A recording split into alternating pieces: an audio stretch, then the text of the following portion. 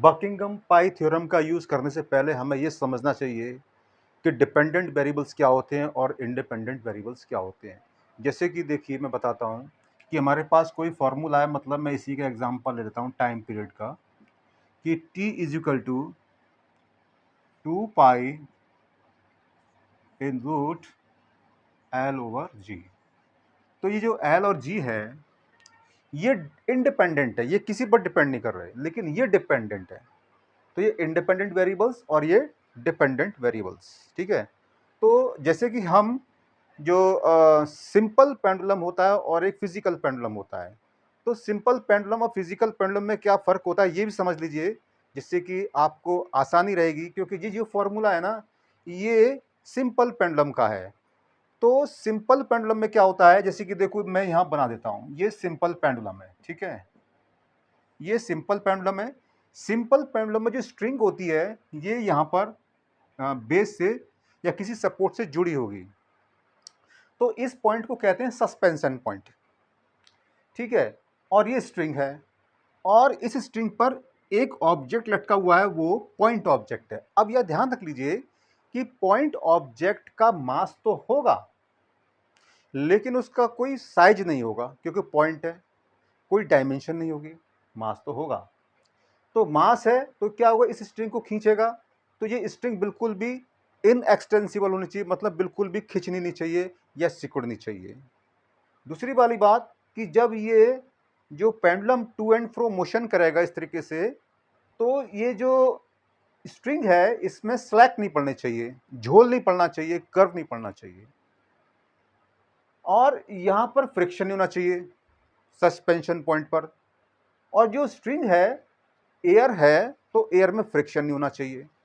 तो ये होता है एक आइडियल, यानी कि सिंपल पेंडुलम क्या होता है, एक आइडियल सिंपल पेंडुलम, मतलब पेंडुलम होता है सिंपल पेंडुलम,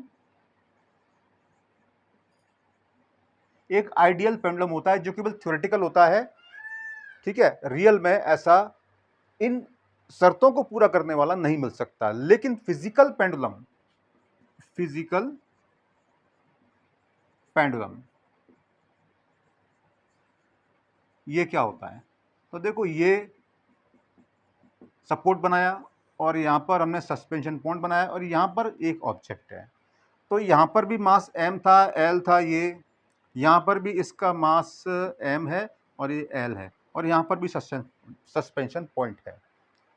तो ये मास है इसका जो भी हो, चाहे कैसा भी शेप हो, उसी को कंसीडर किया जाएगा। और ये स्ट्रिंग है जो भी इसकी रियल पोजीशन है, जो भी इसकी रियल इसकी प्रॉपर्टी है, वो इसको कंसीडर किया जाएगा। तो ये हमारा होता है फिजिकल पेंडुलम, ठीक है। तो सिंपल पेंडुलम को हमने जब 12th क्लास में प्रूफ किया या करेंगे, तो उसमें क्या होता है कि जो टाइम पीरियड होता है वो डिपेंड हम दिखाते हैं एम पर, एल पर और जी पर, और इन पर हम पावर लगा देते हैं ए बी सी। तो ये जो एम एल जी है ना, यही आपके इंडिपेंडेंट वेरिएबल्स होते हैं और ये आपका डिपेंडेंट वेरिएबल होता है। इसमें जो होगा वो होगा आपका टाइम पीरियड, डिपेंड करेगा किन बातों पर, एल एम जी आई, ठीक है, और टी, टी मतलब ये टी इन चारों पर डिपेंड करेगा। इस पर आप ए बी सी और डी ये पावर लगा दीजिए। लेकिन ध्यान रख लीजिए कि यहाँ पर एक पेच फंस जाएगा जब इसको सॉल्यूशन करोगे। जो 12th में सिखाया था, जो 12th में सिखाया था ना डायमेंशनल फार्मूला प्रूव करना, उसको रेले मेथड कहते हैं। हालांकि वहां बताया नहीं था, हो सकता है किसी किसी बुक में बता दिया गया, वो बात अलग है, लेकिन जनरली वहां पर नहीं बताया गया है, तो उसको बोलते हैं रेले मेथड, है ना। तो अगर आप इसको रेले मेथड से करोगे, जैसे कि ये प्रूफ होकर के आया है, तो क्या होगा, इसमें ए बी सी है, यानी कि ये जो पावर्स हैं ये हमारी डायमेंशंस होती हैं, ये डिसाइड करती हैं कि ये जो इंडिपेंडेंट वेरिएबल्स हैं उनकी पोजीशन कहाँ रहेगी, मतलब न्यूमरेटर में जाएंगे या डिनोमिनेटर में आएंगे या वो रूट में आएंगे या किस स्क्वायर रूट में आएंगे या किस रूट में आएंगे, ठीक है। वो जो एबीसी की वैल्यू है, वो एबीसीडी की वैल्यू है, वो डिसाइड करेंगी। लेकिन ध्यान रख लो एबीसीडी है क्या, ये हमारी 4 अननोन क्वांटिटी हो गई। तो आप जानते हो कि किसी भी 4 अननोन क्वांटिटी को फाइंड करने के लिए आपके पास 4 इक्वेशन होने चाहिए। लेकिन जो टी एल एम जी आई है ना, इनमें जो डायमेंशंस काम कर रही हैं वो बेसिकली 3 हैं। तो क्या होगा, हमारे इक्वेशंस बन के आएंगे 4, लेकिन हमारे पास मतलब 4 वेरिएबल्स तो 4 पावर्स, यानी कि एबीसीडी हमारे 4 अननोन क्वांटिटी है। तो इनको फाइंड करने के लिए 4 इक्वेशन चाहिए, लेकिन 4 इक्वेशंस मिल नहीं पाएंगे, है ना। और होगा क्या कि ये हमारा क्वेश्चन स्टक हो जाएगा, वो आगे हम अटक जाएगा, मतलब उसको हम आगे ले जा नहीं सकते। तो ये कमी है रेले मेथड में। रीजन क्या है, मैंने बता दिया कि इसके अंदर फंडामेंटल डायमेंशंस होंगी वो 3 होंगी, और ये हमारे पास 4 हैं, जबकि जितने ये हैं उतने हमारे पास फंडामेंटल डायमेंशन होने चाहिए, तब तो ये रेले मेथड से हो जाता है। तो रेले मेथड का हम यूज जब भी कर सकते हैं कि जितने हमारे पास ये एबीसीडी जितने भी हैं उतने हमारे पास फंडामेंटल डायमेंशन होने चाहिए। अगर इनमें बैलेंस नहीं है तो फिर हम इस मेथड से इसको प्रूफ नहीं कर सकते, मतलब रेले मेथड से हम इसको प्रूफ नहीं कर सकते। फिर हम लोग यूज करेंगे, वो करेंगे बकिंघम पाई थ्योरम। ठीक है, तो मैं आज इसी के बारे में बताने जा रहा हूं। हालांकि 12th क्लास में इसके लिए सिलेबस में नहीं है, लेकिन फिर भी चूंकि ये अब कभी कभी ये स्टक हो जाती है प्रॉब्लम, तो मैंने चलो सोचा कि इसको बता ही देता हूं। ठीक है, तो बने रहिए मेरे साथ इस वीडियो में। तो देखिए, हम यहां पर क्वेश्चन बनाते हैं, क्या drive the expression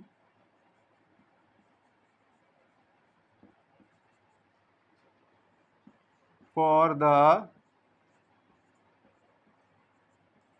time period of physical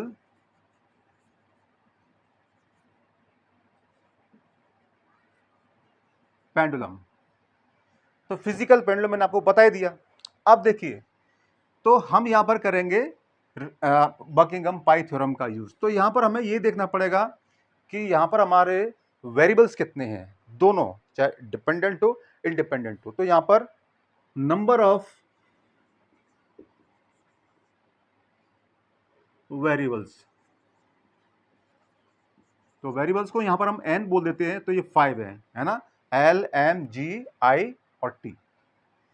और ये जो मैंने बताया ना L M G I और T, इनसे आप जो फंडामेंटल डायमेंशंस निकालोगे वो 3 निकलेंगे। तो नंबर ऑफ फंडामेंटल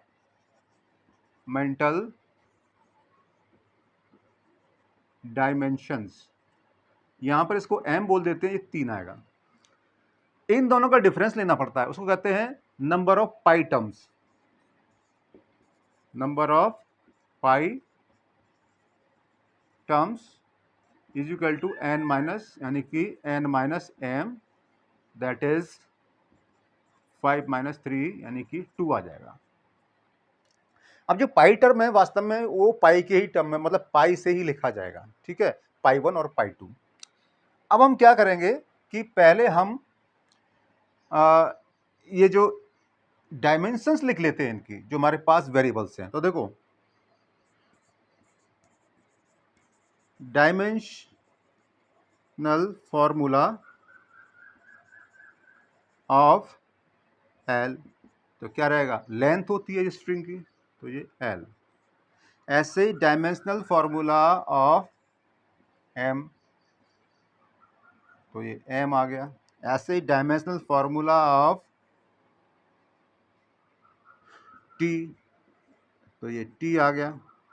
ऐसे ही डायमेंशनल फॉर्मूला ऑफ आई, आई क्या, यहां पर मोमेंट ऑफ इनर्शिया है ना, यानी कि आपने 11th क्लास में पढ़ा होगा, आई इज इक्वल टू, वहां पढ़ा था हमने एम आर स्क्वायर। तो ये क्या था, किसी बॉडी का मास था, मतलब उसका सेंटर ऑफ मास था, और जो हमने उसका सेंटर माना था, मतलब जहां पर वो घूम सकती थी जिस पॉइंट के अराउंड में या एक्सिस के अराउंड में, तो उससे उसकी डिस्टेंसेस होती थी आर। तो उनका मीन निकाल लेते थे, उसी मीन मतलब R1 R2 R3 up to Rn तक, और उनका मीन निकाल करके हम R बोलते थे। ठीक है, तो डिस्टेंस हो गई, मतलब सीधी सी वाली बात है। तो इसका बनेगा आपका एम एल स्क्वायर। ठीक है, अब एक और बचता है आपका G, dimensional formula of G is equal to L T the power minus two, ये है। तो ये हो गया। अब हम क्या करेंगे कि आगे ये जो पाई वन और पाई टू हमारे टू टर्म्स हैं, अब उनको हम लिखेंगे, ठीक है। तो हम क्या करेंगे कि पहला लिखा हमने पाई वन इज इक्वल टू, ठीक है। तो यहां पर देखो एल एम जी और आई ले लिया, ठीक है। अब एल एम यहां पर 4 ले लिए, मतलब ध्यान रख लो है तो 5 लेकिन हम 4 लेंगे, क्यों है बता दूंगा। ए बी सी, यहां पर हम डी नहीं लगाएंगे। रीजन क्या है, मैंने आपको बताया था कि इनसे जो बन के आएंगे वो हमारे पास 3 ही बन के आएंगे डायमेंशन, फंडामेंटल डायमेंशन। तो उसको सॉल्व करने के लिए 3 इक्वेशन होनी चाहिए, लेकिन अगर मैं डी ले लूंगा तो मुझे 4 इक्वेशन चाहिए, तो वो पॉसिबल नहीं हो पाएगा फिर। तो मुझे 3, अगर मेरे पास फंडामेंटल डायमेंशन है तो मुझे 3 ही मुझे इक्वेशन चाहिए, और वो जब भी पॉसिबल है मैं ए बी सी मानूं, मतलब 3 मैं यहां पर अननोन क्वांटिटी मानूं, यानी कि ए बी सी। तो मैं ए बी सी ले लिया। यहां पर चाहो तो 1 मान सकते हो, अदरवाइज वो बाय डिफॉल्ट 1 ही होता है। तो इसको ले लीजिए आप नंबर 1, इक्वेशन नंबर 1। अब यहां पर क्या है कि इक्वल लिखते हैं, ध्यान रख लो। हम रेले मेथड में यहां पर प्रोपोर्शनलिटी का सिंबल लगाते हैं, लेकिन यहां पर इक्वलिटी का लगाते हैं, ठीक है। ये बात ध्यान रख लीजिए। तो देखिए, क्योंकि यहां पर जो पाई है ना, ये कांस्टेंट ही होता है, यानी कि डायमेंशन लेस कांस्टेंट होता है, ध्यान रख लो। डायमेंशन लेस यानी कि इसकी कोई डायमेंशन नहीं होगी और कांस्टेंट रहेगा इस प्रॉब्लम में, यानी कि इस क्वेश्चन के अंदर इसकी वैल्यू कांस्टेंट ही रहेगी। तो अब देखिए मैं क्या करूंगा, ये जो एल एम जी आई है इनकी डायमेंशन में यहां से रख देता हूं, और इसकी डायमेंशन क्या रहेगी, जो कि डायमेंशन लेस कांस्टेंट है, तो इसकी कोई डायमेंशन नहीं होगी। मुझे पता है यहां पर डायमेंशन, फंडामेंटल डायमेंशन जो बन के आएंगी वो 3 ही बन के आएंगी, एल एम टी। तो मैं यहां पहले से ही एल एम टी लिख देता हूं।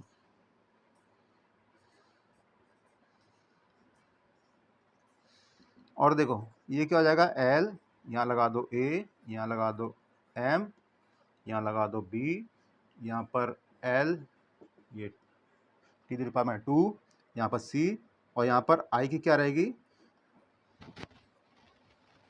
M L square. ये अब इसको ओपन कर देते हैं, तो देखो क्या आएगा, L A M B L C, L C हो गया, तो टी पर -2c और एम एल स्क्वायर, ये आ गया, है ना। अब देखिए यहाँ पर एल एल एल 3 एल हो गए, तो यहाँ पर देखो ए सी और ये 2, तो यहाँ पर आएगा ए प्लस सी प्लस 2, ये। और तो एल हो गया। अब देखो एम, तो देखो एम एम, तो देखो बी +1, यहाँ पर 1 माना जाएगा, कोई नहीं, कोई पावर नहीं है। तो अब रहता हमारा टी, तो देखो टी हमारे पास केवल एक ही है, -2c, ये हो गया, ठीक है। तो अब क्या करोगे आप, इसको वापस फिर लिख लो ऐसे करके,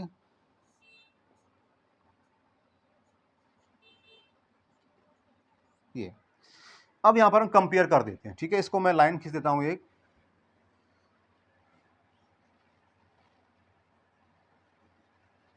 compare the powers on both sides.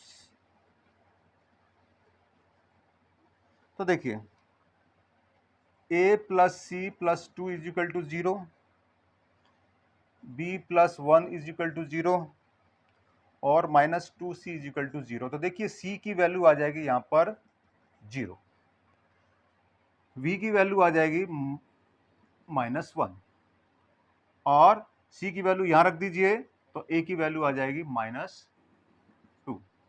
अब इन वैल्यूज को आप इक्वेशन नंबर 1 में रख दीजिए, तो लिख देंगे आप यहां पर सब्स्टिट्यूटिंग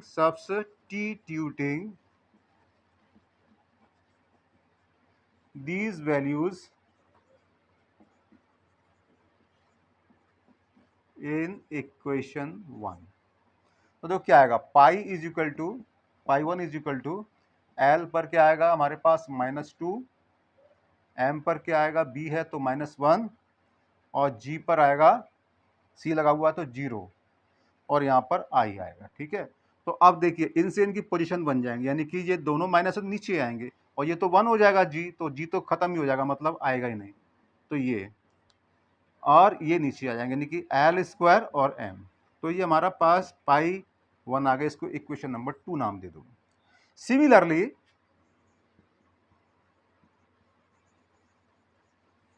हम मानेंगे पाई 2। तो देखो पाई 2 में खास बात ध्यान रखना कि जहां पर हमने ये जो माना ना एल एम जी पर पावर, वो ही हमें वापस वहां लिखनी है। एक ही क्वेश्चन के अंदर पावर को नहीं बदल सकते, लेकिन यहां पर देखो आई आया तो आई नहीं आएगा, या टी आएगा, टी रह गया था। देखो यहां से आता है, देखो L M G I T रह गया था, टी को लेंगे अगले वाले में, ठीक है। तो देखो L M G A B C और टी ऐसे ही लग दो, यहाँ 1 लगा दो, ठीक है। डैश नहीं है, ये 1 है ना, और मत लगाओ तो कोई दिक्कत नहीं है, वो 1 ही माना जाएगा। तो ये आ गया, यानी कि सेम वही रहा, फर्क यहाँ पर आया। तो ऐसा क्यों होगा कि देखो यहाँ पर क्या लिखा है, हमारा नंबर ऑफ पाई टर्म 2 निकल के आया, तो देखो पाई टर्म हमारे पास 2 ही है ना। और एल एम जी हमारा दोनों में कॉमन लिया, और यहाँ पर आई, यहाँ टी आ गया, तो इनका यूटिलाइज हो गया। ऐसे जितने भी यहाँ पर आएंगे 3 आएगा तो 3 पाई टर्म आएंगे, पाई 1 पाई 2 पाई 3 ऐसे चलता जाएगा, ठीक है। तो ऐसे हम इसको सिमिलरली हमने इसको भी सॉल्व करना है। तो देखो ये भी डायमेंशनलेस कांस्टेंट है, तो इसकी भी पावर क्या आएगी, एल पावर 0 है ना, एम पर 0, टी पर भी 0, और ये आएगा एल पर पावर ए, एम पर पावर बी, जी पर पावर एल माइनस 2 ई, और ये, ठीक है। ये 1 लगा दो यहाँ पर। तो देखो L M C minus 2 C T, तो देखो एल एल यानी कि A plus C, L L हो गया, यहाँ पर एम केवल बी है, और यहाँ पर टी देखो माइनस 2 सी प्लस 1, ये आ गया।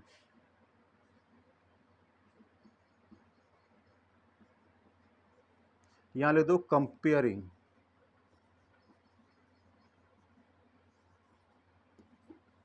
The powers on both sides, ठीक है। तो क्या आएगा, ए प्लस सी, सॉरी ए प्लस सी, हाँ सी है, ठीक है, 0 ही आएगा, बी की वैल्यू 0, और minus 2 C plus 1 is equal to 0। तो ये तो पहले 0 आ गया, तो यहाँ पर जो सी की वैल्यू क्या रहेगी, 1/2, और यहाँ पर सी की वैल्यू रख दोगे तो यहाँ पर ए की वैल्यू क्या आएगी, -1/2, और बी तो पहले से 0 आ गया। तो अब क्या करोगे आप कि सब्स्टिट्यूटिंग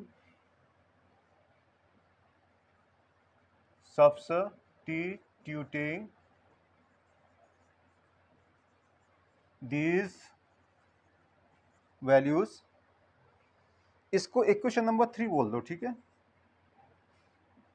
इन इक्वेशन नंबर 3, तो दो क्या आएगा, कि पाई 2 इज इक्वल टू एल पर ए है, तो ए की क्या वैल्यू -1/2, और सी और बी तो यानी कि एम पर लगा हुआ है 0, और जी पर लगा हुआ है हाफ, और टी तो जैसा है वैसे ही रहेगा। तो देखो पाई 2 इजिकल टू आ जाएगा एल, सॉरी यहाँ जी आएगा हाफ ये, और टी को ऐसे रहने दो, तो ये हो जाएगा तुम्हारा इस तरीके से, यानी कि G/L यानी कि टी पाई 2। अब देखो ये आपके मन में एक क्वेश्चन आया कि यहाँ पर तो आई ले लिया, क्या यहाँ पर टी नहीं ले सकते थे, ले सकते थे, कोई दिक्कत वाली बात, अगर यहाँ टी लेते तो यहाँ पर आप आई नहीं, थोड़ा सा ये, हाँ ठीक है, ये रहा है ना, ये रहा। अगर यहाँ पर टी लेते तो यहाँ पर हम लोग आई ले लेते, तो उससे कोई फर्क नहीं पड़ता। लेकिन हाँ ये ध्यान रख लीजिए कि आपको जो फाइंड करना है ना, उसको हम लेफ्ट हैंड साइड में लेते हैं, तो हमें टी फाइंड करना है, क्योंकि हमने पहले लिख दिया कि derive the expression for the time period, तो टाइम पीरियड ये निकालना है, तो वो पाई 2 है। क्योंकि हम लोग पाई 2 है ना, उसको हम ऐसे लिखते हैं, एक फंक्शन बनता है इसमें इस तरीके से, ठीक है, ये फंक्शन बनता है, क्योंकि यहाँ पर ये भी कांस्टेंट, ये भी कांस्टेंट, तो अगर मैं इसको डायरेक्ट रख दूंगा बराबर तो ये तो गलत हो जाएगा, क्योंकि इसकी वैल्यू अलग आएगी पाई 1 की और पाई 2 की अलग आएगी, तो ऐसे तो हम रख नहीं सकते। तो इस वजह से हमें एक फंक्शन बनाना पड़ेगा, तो फंक्शन इसको इक्वलाइज कर देगा। तो जब इसको हम इक्वल करेंगे तो कोई ना कोई कांस्टेंट हम लोग रखेंगे, लेकिन ध्यान रख लीजिए वो कांस्टेंट क्या आएगा, हम उसको डायमेंशनल एनालिसिस से फाइंड नहीं कर सकते, क्योंकि वो हमारी लिमिट है यहाँ पर। ठीक है, तो हम जो लेफ्ट हैंड साइड में रखना चाहते हैं ना, उसी के अंदर हम उस क्वांटिटी को रखेंगे, यानी कि डिपेंडेंट क्वांटिटी को रख देंगे, यानी कि टी वाले को रखेंगे। तो टी देखो पाई 2 में आ रहा है, इस वजह से हमने यहाँ पर लिया। ठीक है, तो अब आप रख दीजिए, यानी कि ये हो गया आपका नंबर 4, यानी कि पाई 2 इजिकल टू क्या रहेगा कि रूट जी ओवर एल और इधर टी इजिकल टू एफ, और यहाँ पर देखो पाई हमारा ये आ गया पाई 1, यानी कि I over L square M. तो ये अब देखो पहला हमारा सॉल्यूशन तो यहीं पर आ जाता है, ये ठीक है, ये सॉल्यूशन हमारा यहीं आ गया। अगर डायमेंशनल एनालिसिस को सॉल्व करने के लिए बोला है तो आपका क्वेश्चन यहीं पर खत्म हो जाता है, ये आपका सॉल्यूशन है। क्योंकि आगे जो होगा वो क्या है कि वो बाय द एक्सपेरिमेंट, वो डायमेंशनल एनालिसिस से हम उसको कर ही नहीं सकते, तो हम वो क्या करेंगे, डायमेंशनल एनालिसिस से करते हैं। ठीक है, सॉरी, जो हम आगे करते हैं वो एक्सपेरिमेंटल, तो आगे जो हम करते हैं ना वो बाय द एक्सपेरिमेंट से करते हैं, यानी कि एक्सपेरिमेंट से वो निकल के आएगी, उसकी जो कांस्टेंट वैल्यू वो क्या रहेगी। तो ये हमारा डायमेंशनल एनालिसिस तक हमारा यहाँ तक हो चुका है कंप्लीट। यहाँ पर आपको फुल नंबर मिलेंगे अगर ये कहा गया है कि इसको डायमेंशनल एनालिसिस से सॉल्व करिए। अगर आप इसको आगे सॉल्व करना चाहते हो तो आपको यहाँ पर जो एक्सपेरिमेंटल वैल्यू वो रख दीजिए। ठीक है, तो देखो क्या होगा, फर्दर क्या करेंगे हम लोग, यहाँ तो जैसा है वैसे ही रखिए, फिलहाल अभी जी ओवर एल और यहाँ पर टी, और यहाँ पर क्या कर दो 2 पाई, मतलब ये जो मैं रख रहा हूँ ना अभी, देखो ये चीज है, ये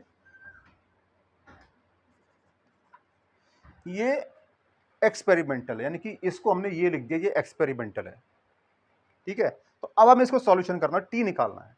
तो देखो क्या करना पड़ेगा, टी इज इक्वल टू ये 2 पाई में पहले लिख लेता हूं, और रूट एल अपॉन जी, और यहां पर root I upon M L square. अब देखो ये दोनों रूट है तो सेम एक ही में चले जाएंगे, तो यहाँ हो जाएगा एल, यहाँ आई, यहाँ एम एल जी ये स्क्वायर। तो देखो ये इससे कैंसिल, तो क्या बचा 2 pi root I over L M G, और यहाँ टी। तो देखो ये हमारा पूरा सॉल्यूशन आ गया। सो फ्रेंड्स, जो इसके अंदर पॉसिबल हो सकता था मैं आपको पूरा बताया है, आप इसको पूरा देख लीजिए, मैंने एक ही बार में कर दिया, एक ही पेज पर कर दिया है। सो आई होप कि आपको इस समझ में आया होगा। अगर आपको इस समझ में आया तो इसको लाइक सब्सक्राइब शेयर जरूर करें। फिर मिलते हैं अगले वीडियो में एक नए टॉपिक के साथ। Till then good bye and take care, और आपका यहाँ तक वीडियो देखने के लिए धन्यवाद। Thank you.